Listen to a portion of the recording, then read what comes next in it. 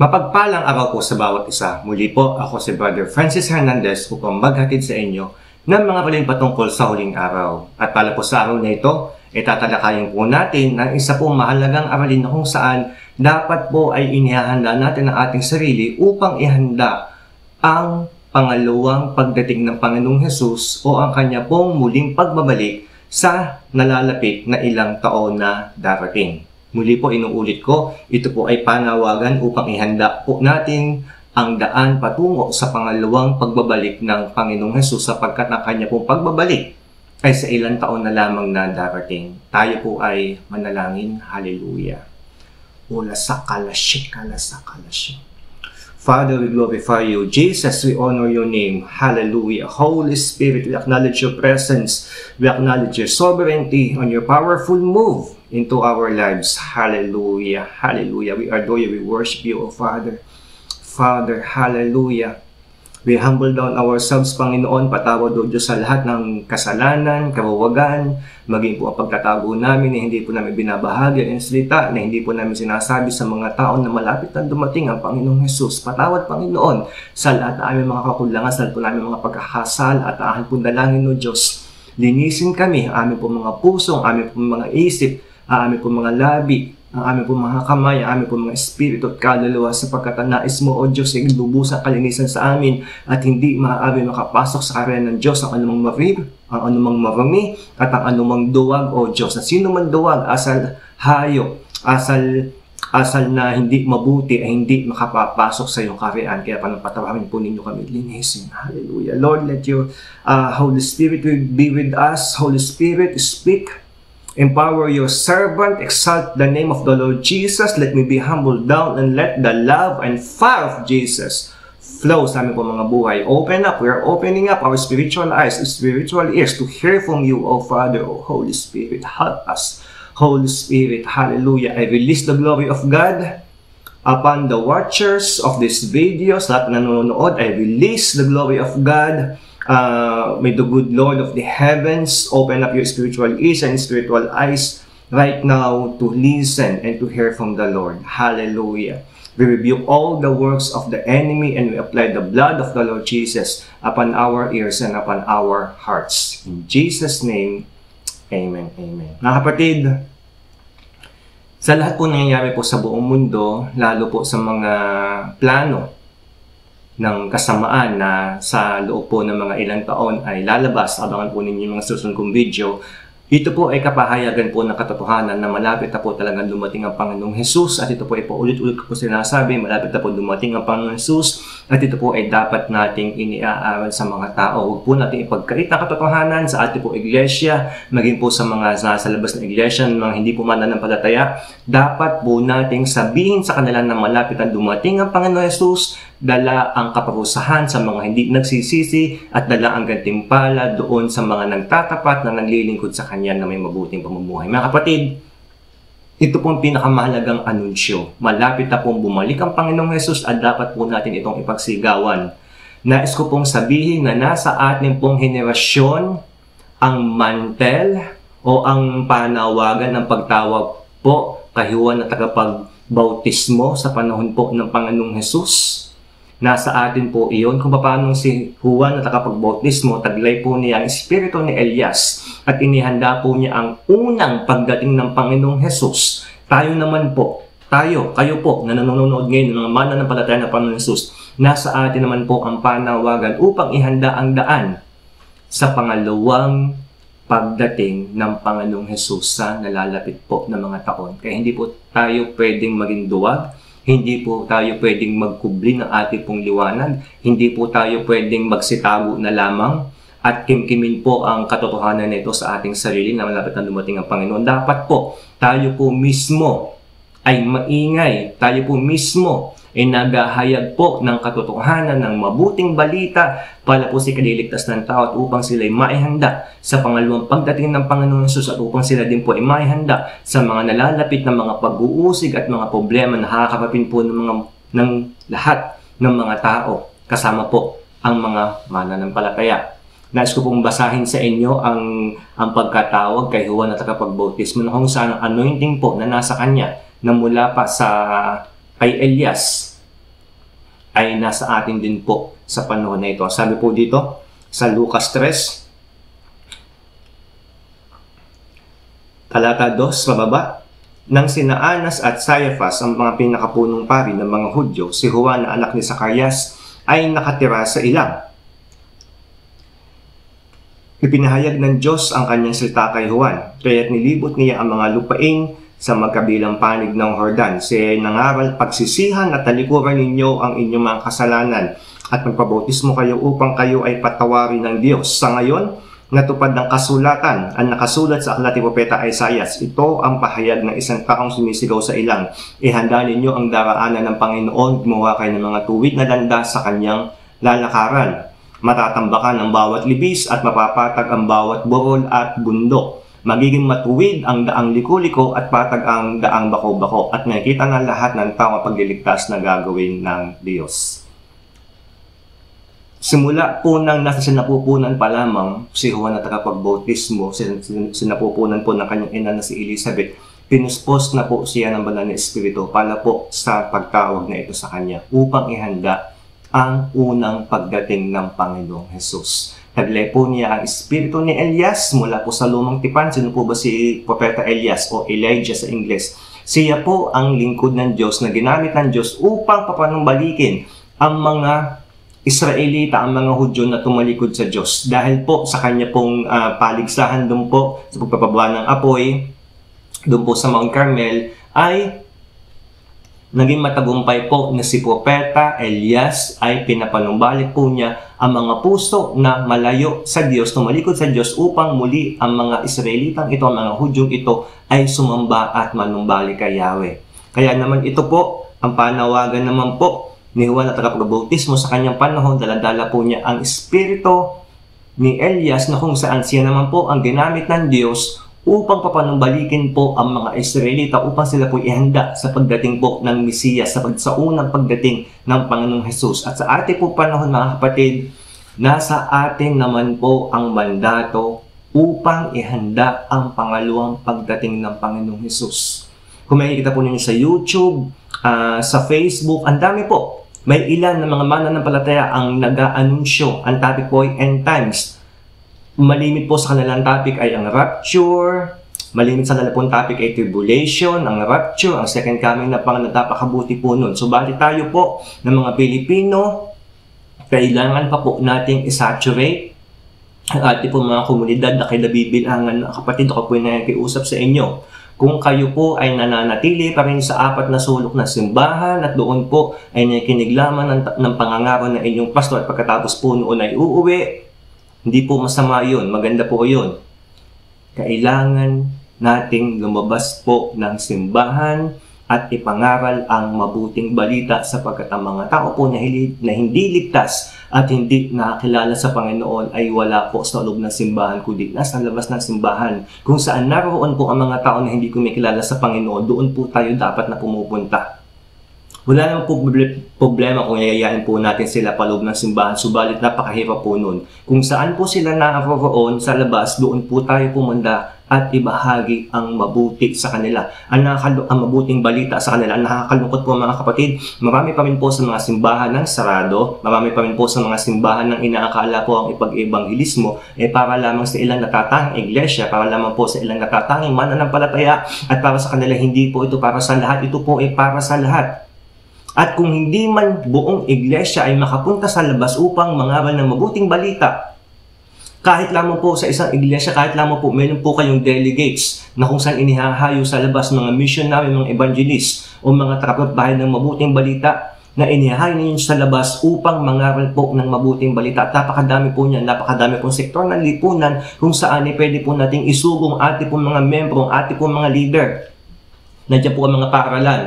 Kailangan po maipag-ugnayan po tayo sa mga lingkod ng Diyos o sa mga pastor na mayroon po mga memo mula po sa nakatataas, mula po sa DepEd o sa CHED para po tayo ay legal na makapagturo sa loob po ng mga paaralan, elementary, high school at college. Nandiyan po ang mga kapulisan, ang dami pong mga PNP station sa bawat lugar. Kumuha din po tayo ng pahintulot upang makapagturo po tayo sa kanila. At naririyan din po mga kapatid, yung pong sa public market, sa mga lansangan. Tayo po ay nasa demokratiko at malayang bansa. Hindi po tayo huhulihin ng pulis kung tayo po ay mangaral sa mga kalsada, kung tayo po ay mangaral sa mga pampublikong lugar, kung tayo po ay mangaral sa mga bus, hindi po tayo hulihin ng pulis.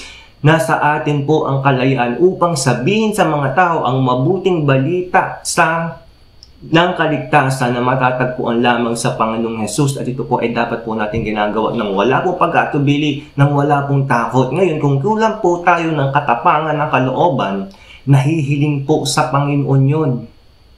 Ang inyo pong lingkod, lumaki po ako ng may maliit na pagtingin sa aking sarili, grade 4, grade 5. Ako po ay nag-iihi at dumudumi sa aking salwan. Hindi po ako makapagsabi sa aking guro. Subalit dahil po pinaghilom ng Diyos sa aking puso at binigyan po niya ng tapang, trinain po niya ako sa ministry. Ngayon po, nagkakaroon po ko ng lakas ng loob sa biyaya ng Diyos. Sa kanya lamang pong biyaya. Nagkakaroon po ng lakas ng loob upang mangaral sa harapan po ng mga tao. Kung ang Diyos ay naging mabuti sa atin, siya din po ay mabuti sa inyo at maaring higit pang mas malaking biyaya ibubuhos po niya sa inyo kumpara po sa akin kung hihilingin lamang po ninyo na gawin kayong tagapangaral ng Panginoon. At kung hindi man po maramihan ang ating po magawa, pwede po natin itong gawin sa mga kaklase natin, sa ating po mga guro, sa ating po mga kasama sa trabaho, paisa-isa po sa bawat araw.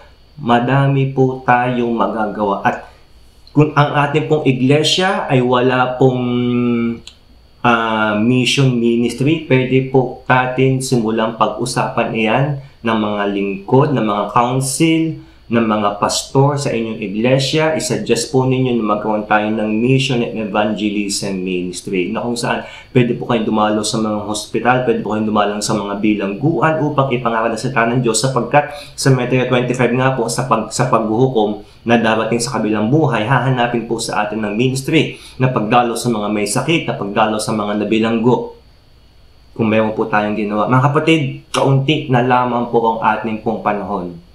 Kung kulang po tayo sa karunungan sa pagbabahagi ng salita ng Diyos, pwede po tayong makipag-usap sa ating pastor upang tayo po ay magpa-train. Ang dami pong pwedeng paraan upang ibahagi sa salita ng Diyos. Ito na po yung pagkakataon. Malapit na pong maubos ang oras ng pagbabahagi ng salita ng Diyos. Nais ko pong sabihin sa inyo muli, as sinasabi po sa 2 Thessalonica chapter 2, na kapag lumabas na po ang Suwail, sino po ang Suwail? Ang Antikristo. Kapag po siya ay nagpahayag na ng kanyang sarili na sanlibutan, kapag siya po pumasok na doon sa templo upang ipahayag ang kanyang sarili bilang ang manunubos o ang Diyos, kapupuotan po ng Diyos, kapupuotan po niya ang Diyos at hahamakin po ang tunay na Diyos at ipapahayag po ang kanyang sarili bilang Diyos. Pag po naganap na yun, napakahirap na pong mangaral sapagkat masasarado na po halos ang puso ng tao upang sila po ay makinig na salita ng Diyos. Halos hindi na po sila tatalban ng pangangaral. Kaya po bago dumating ang panahon na yon, kailangan po tayo ay makapangaral na. Sabi po sa 2 Thessalonica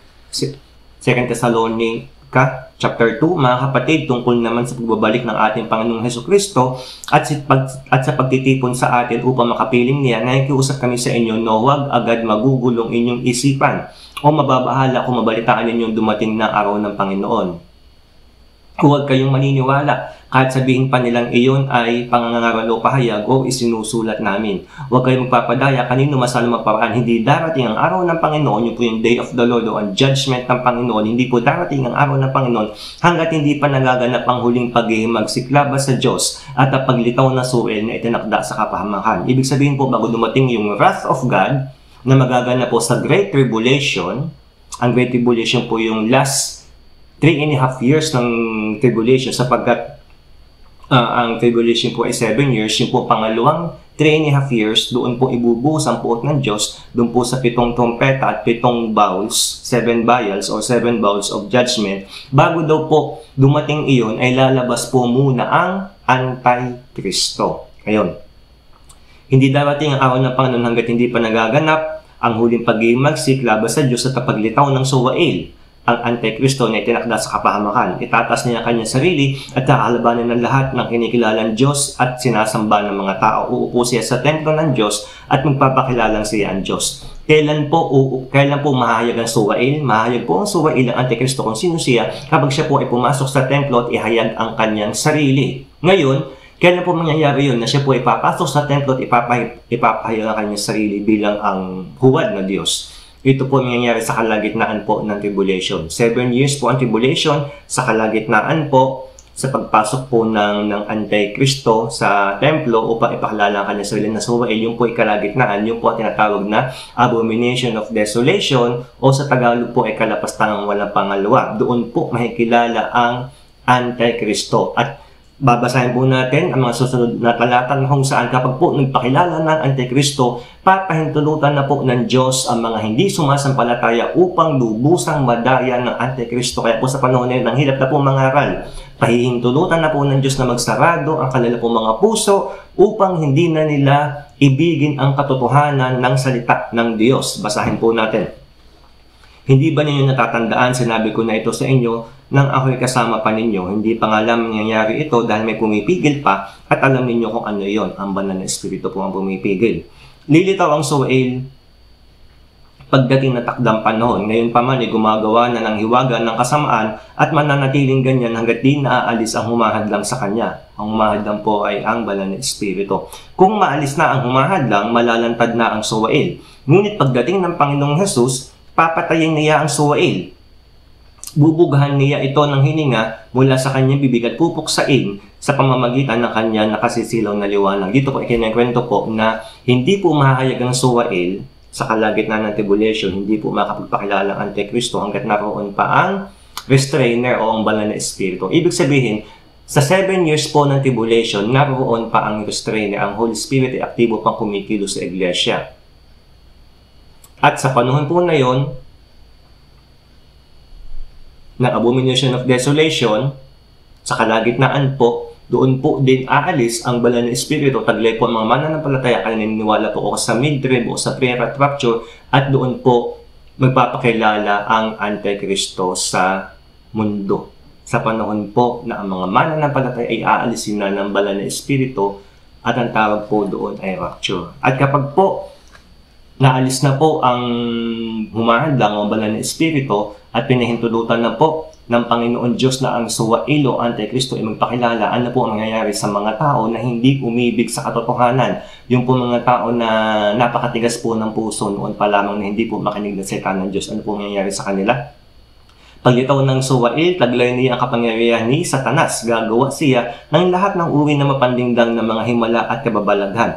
Gagamit siya ng lahat ng uri ng pandaraya sa mga mapapahamak dahil ayaw nilang mahalin ng katotohanan na makapagliligtas sana sa kanila. Dahil dito, hahayaan ng Diyos na sila manilang ng espiritu ng kamalian at maniwala sa kasinungalingan. Sa gayon, napaparusahan ng lahat ng natuwa sa paggawa ng kasamaan sa halip na maniwala sa katotohanan. Ibig sabihin po mga kapatid at mga talatang ito po ay nasa 2 Thessalonica chapter 2. Napakalino po sa mga talatang ito. So pong mga huling talata 9 hanggang 12 na pagdito po na suwail, pahihintulutan po ng Diyos na ang mga tumanggi sa mabuting balita ay lubusan ng madaya.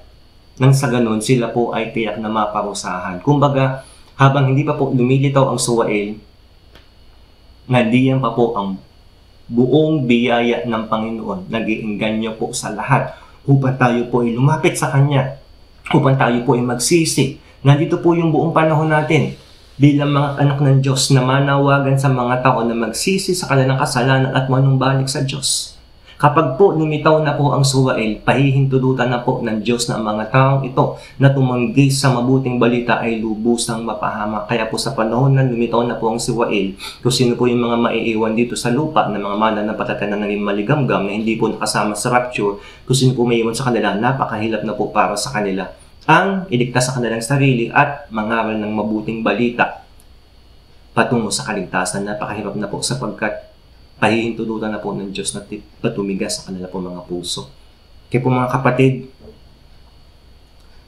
katulad po ni Elias, Propeta Elias na nanindigan sa panahon po ng lumang tipan, kahit po siya iilan na lamang po sila na nalitiran tapat na lingkod sa Diyos. Nagpagamit po siya sa Panginoon at dahil po doon, siya po ay nakapagdala ng maraming Israelita panumbalik sa Diyos. Katulad po ni John the Baptist, ni Juan na tagapagbautismo. Sa panahon po ng unang pagdating ng Panginoon Jesus, siya po ay nagbabautismo, bautismo na pagsisisi, baptism of repentance. Ang dami po niya naihanda ng mga tao. para maging handa sila sa una pagdating ng Panginoong Hesus bilang Mesiyas, bilang nasa katawan ng tao. Tayo naman po ngayon na may atas. Mga kapatid, ako, ikaw, kayo po, mahal na mga pastor, mahal na mga leaders, at kahit po ang mga ordinaryong membro ng iglesia o mga bagong membro, tayo po ay naatasan na ihanda ang daan sa pangalawang pagdating ng Panginoong Hesus. We prepare the way for the second coming of our Lord Jesus Christ. Because He is our Lord. He is our King. He is the Lord of Lords and He is the King of Kings. Kaya dapat po kasabikan natin ito. Huwag po natin itong katakutan. Dapat po hindi po tayo duwag. Dapat po ang madalas na lumalabas sa ating labi, mahal ka ng Panginoon, mahal ka ng Diyos. Nais mo ng kagalingan, lumapit ka sa Kanya. Nais mo ng kagaanan sa iyong kalooban. Nais mo bang masolusyon ang problema mo? Kay Kristo lamang kapahingahan ng kaluluwa. Nais mo bang malaman na si Jesus ay namatay upang ikaw ay iligtas sa mga kasalanan? Hindi mo ba alam na may mangyayari madaming pagsubok sa hinaharap at kung hindi ka handa, ikaw ay mawawala sa iyong pananampalataya? Kaya ngayon po, ang panahon ng ating pong paghahanda sapagkat ang mga darating pong taon ay lubha pong karuma-rumarim, lubha pong puno ng problema at kailangan po tayong manindigan upang ihayag sa tao ang mga paghahanda na dapat nilang gawin. Una, spiritual na paghahanda. Ang puso po dapat ay linisin sa harapan ng Diyos, lubusang pagsusuko, hindi yung mapagpaimbabaw na pagsusuko, kundi buong puso, buong pagkatao, buong isip, buong diwa na pagsusuko ng ating po mga buhay, pagtalikod sa mga kasalanan, pagpapatawad po sa kapwa na nakisakit sa atin, at kasunod po dun yung mga paghahanda po na kaalaman sa mga mabubuo at mangyayari sa darating na panahon, katulad po ng cashless society, New World Order, isang gobyerno sa buong mundo, sapagkat mauna po lumitaw ang Antikristo bago po ang Panginoon Diyos. May haharapin po tayo ng mga pagsubok sa mga darating na taon bago po ang rapture, bago po ang pangalawang pagdating ng Panginoong Hesus. Mga kapatid, kaunti na lang po ang ating oras. Hanggat hindi po nangyayari ang 2 Thessalonica chapter 2, ang paglabas po ng Sower, may na po tayong panahon. Kaunting panahon na nga lang po upang tayo po ay mangaral at magbahagi ng salita ng Diyos. Hilingin po natin ang tapang, hilingin po natin ang karunungan, hilingin po natin mga bukas na pintuan na tayong ang banal na Espiritu lamang po ang makapagbibigay sa atin. Kapatid, nais ko pong manalangin upang ipagkaloob sa ating lahat ang tapang po ng Diyos. Huwag po kayo mag-aalilangan. Sa mga nanonood, itaas po ninyo inyo pong dalawang kamay. Tanda po ng pagsusuko. Hallelujah. Hallelujah. Takalasakalashi. Panginoon, aking Diyos, aking masalamat po, Panginoon, sa mga kapatid ko na nanonood, Panginoon, ng video na ito, na nagawan, Panginoon, ng interest upang ibahagi ang salita, upang hindi po maging duwag, upang hindi po manatili na tahimik. Holy Spirit, be with us right now in the name of Lord Jesus Christ of Nazareth. Lahat ng takot, kapatid, aminin mo sa Panginoon lahat ng pag-aalilangan. Ihingi mo ng tawad niya sa Panginoon. Sundan mo yung panalangin ko. Diyos na makapangyarihan sa lahat, muli ko pong inihahandog ang aking pong buhay. Patawad o Diyos sa akin pong mga pagkakasala. Patawad sa tayong pagkukulang. Patawad sa kapalaluan, kasunungalingan, pag-iinbot, kahalayan, hindi ko papatawad. Patawad po, O Diyos, sa karuwagan ko at sa pagiging takot na manindigan sa katotohanan. Patawad po, Ama. Linisin po ninyo ako. Itinatakwil ko lahat ng kasalanan na ito sa aking mga buhay. Itinatakwil ko ang karuwagan, ang kapalaluan, ang kasunungalingan, kahalayan sa aking buhay ang hindi ko papatawad. At hinihingi ko, O Diyos, ang bagong puso, ang bagong isip, upang ako ay maging tagapagmahagi ng iyong salita. Sa pangalan ni Jesus, Amen. Sige po, manatili po na nakataas sa inyo pong dalawang kamay. I release the anointing, the impartation of the mantle of John the Baptist, the spirit of Elijah. Hallelujah. Tikala. Hula sikala sakala shikala sakala shila. The holy fire of God. Fire in the name of Lord Jesus.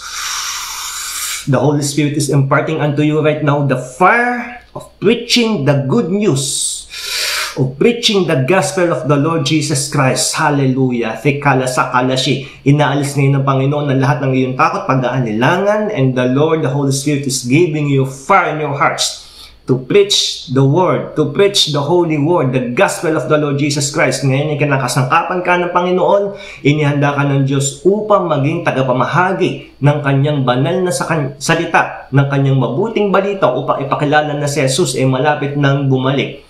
I release upon all these people of God, hallelujah, Holy Spirit, let the impartation begin in Jesus' name. The mantle of John the Baptist, the mantle of Elijah be upon us to prepare the way for the second coming of the Lord Jesus Christ. I receive in faith, we receive in faith, in Jesus' name we claim by faith, in Jesus' name. Purify our hearts, purify our minds, and give us courage and give us wisdom to do your will, and impart unto us your righteousness, O Father.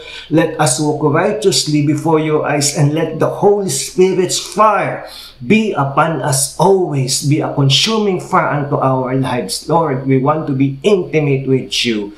We want to partake of your holiness, of your love, of your mercy, of your kindness. Hallelujah. In Jesus' name we receive in faith. Amen.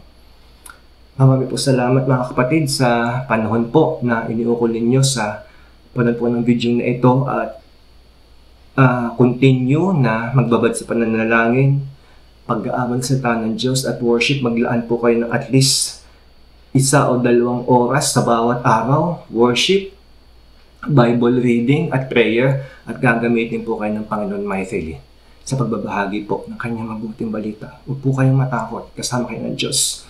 Huwag po kayong matakot sa rejection. Kung may mag-reject, wala pong problema doon. Madami pong tatanggap sa inyo pong pamamahagi ng salita ng Diyos.